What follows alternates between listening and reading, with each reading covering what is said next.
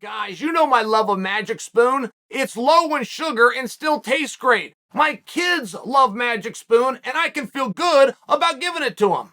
So if you love cereal, just click the link below to get some Magic Spoon cereal today. You can build your very own variety box. Use my code Chael. That's going to get you $5 off. You can choose from the best-selling cocoa, fruity frosted, peanut butter, cookies and cream, maple waffle, blueberry muffin, and cinnamon roll. But wait, Magic Spoon is now adding Honey Nut to their permanent collection. So be sure to add Honey Nut to your custom box and try it out for yourself. Magic Spoon is so confident in this product, they will back it with a 100% happiness guarantee. That means if you don't like it, for any reason, they will refund your money, no questions asked.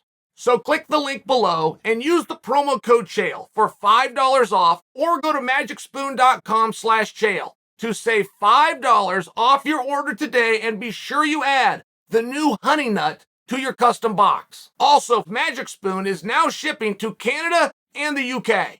You know, Tom Aspinall's strategy was very risky. And I don't know if this was his game plan going in. I haven't seen Tom start a fist fight with kicks before. So I'm only sharing with you, I think he was looking for distance. I think he was getting over there looking to see where he was. I think eventually Tom was going to try to take down Curtis Blaydes. But Curtis was very close to the cage, so Tom didn't feel he could change elevation and blast him yet. That's what I think. Tom's hands are also the scariest thing about him. The thing that his opponents worry about, and maybe not Curtis specifically, his opponents worry about him getting on top. He's long and he's dangerous there, and I think that's what the audience is seeing too. You got to take it from me. I'm telling you, his hands are the scariest thing about him. Now, I want to talk about these kicks. Are kicks effective in a fight? The final analysis and answer to that question is yes. Yes, they are. But it takes a little bit of time before you get there. Kicks come at a very specific time.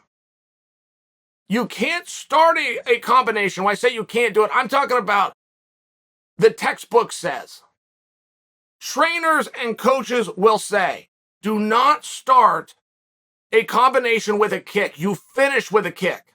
You start it with hands, and on your way out, boom, give him a kick, circle, restart.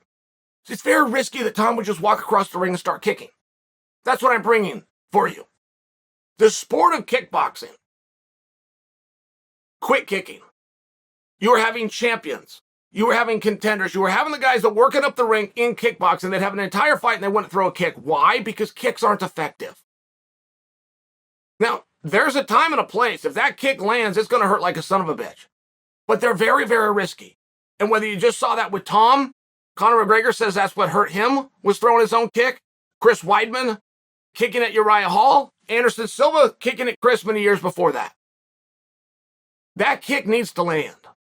There is nothing more devastating counter, offense-wise, than having a kick checked. Nothing. A guy slips a punch, a guy ducks a punch, a guy buries a punch, a guy rolls with a punch, a guy does a pull when you try to punch it. None of those things are as effective defensively than checking a kick. Now, go ahead and kick.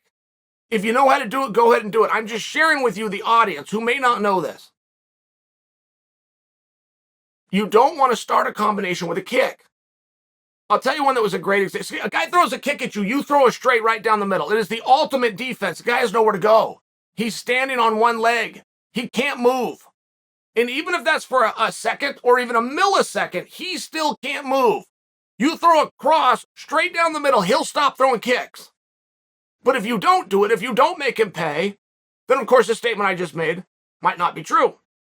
Rico Rodriguez, Tim Sylvia.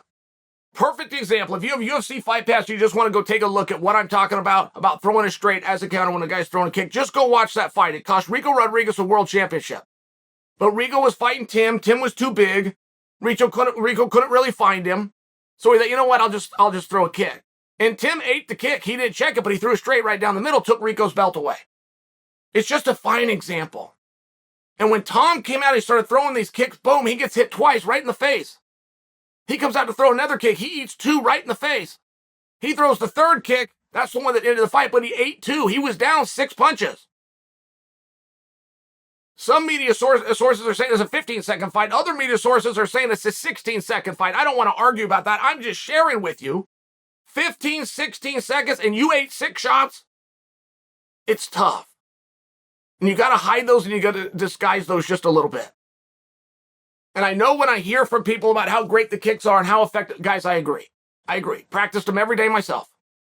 My son ever gets in a fight and he asks me to help him a little bit, of course we'll work on kicks. I'm a big believer. But I also do want to share with the audience that in the world of kickboxing, they quit throwing kicks. If you have your choice between punching or kicking, punching is much more effective and there's no proof needed, aside from what I just gave you. Whereas in the late 80s, the sport of kickboxing, they put something in, you had to throw 3 effective kicks, and I think it was per round. If you did it, you'd have a point taken away. Now, don't think you need to come in and correct me on whatever that rule was. I'm close enough. That might have been it exactly, but I'm close enough. But that proved that kicks are ineffective, as opposed to hands. And we had a number of good, decent boxers that went over into professional kickboxing. It was a lot smaller paycheck and a lot smaller crowd, but boy, they could just run through the opponents. So it's very important that when you watch this, that you understand what happened. I mean, not for nothing, but Tom is going to get better because of this fight. Tom just learned something. Tom would agree with me if he was here right now. He'd say, yes, in the future, I'm not going to lead with a kick. I'm going to lead with punches, come off with a kick. It's just one of these things. And what specifically that injury was, I don't know yet. Dr. Abbasi believes it was an MCL, but Dr. Abbasi was very clear to say, I'm not positive of my diagnosis. If you were to go look at Chris Weidman, by example, when his leg was broken, and it's almost a compound, it was very obvious to all of us. This one was hard for me. And it does matter. MCL versus ACL are very different. There was a media report that came out and said, Tom is out for 12 months. I'm going, whoa, time out. Time out. Who told you that? How did you possibly get to that?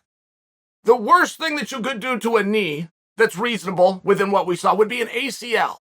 ACL, you're back in 6 months. You're in the ring and competing in 8. And even if you got to add a month here or there to it, you understand my point. So I don't know what could have happened to Tom that would be worse than an ACL that would add from 6 months all the way up to 12. I just don't know. Very tough spot. Very tough spot for anybody to be in. But what can we learn from it? What can we take away? I'm sharing with you, and I'm being a little bit critical, but I'm sharing with you this is a great example to remember. Put the kicks at the back of a combination. Don't lead with it. If you're trying to find a guy, if you're trying to check range, do it with a jab like everybody else. I think Tom got excited. I think Tom wanted to come out and press the crowd. I think Tom wanted to go out, get this win, and then hear if it was enough to get lifted to #1 contender. It's a hard spot. I don't like that this is going to hurt him. This is being called a TKO. So right now, here today, we can say, well, that wasn't a full contest. We can, but not in a period of time. We get new fans coming in all the time. If they simply go to SureDog, they look over on Fight Finder, they see the guy got stopped inside of 16 seconds. It's very different. It's very, very different than an unfortunate injury. And this isn't the hill that I want to die on, whether this gets called a TKO or a submission, a verbal submission, because that's what it was. He went down and verbally said, stop. That literally meets every criteria you need. Literally meets the criteria of verbal submission. Other matches, if X amount of time has gone by, we can conclude we're no contest. And then how are you going to break that down? If you guys agree with me and you don't like this, you think that should have been a verbal submission, or you think that should be a no contest. Let's just say that you think it's different than what it is currently called, which is a TKO. How? I mean, how do we get there? Because checking a kick is very devastating. Chris Weidman was ready for Anderson's kicks. He checked it, and it won him the fight. It appeared to us that Curtis Blaydes just stood there and took the kick, but who are we to say? How would we step in and say that? How would that possibly be enforced? So there's a lot of different things to look at. But at the end of this day with this fight, I have the same opinion now as I did going into it, which is the winner of this fight is the #1 contender. Now, are you going to be contending for the undisputed title, or are you going to be contending for the interim title?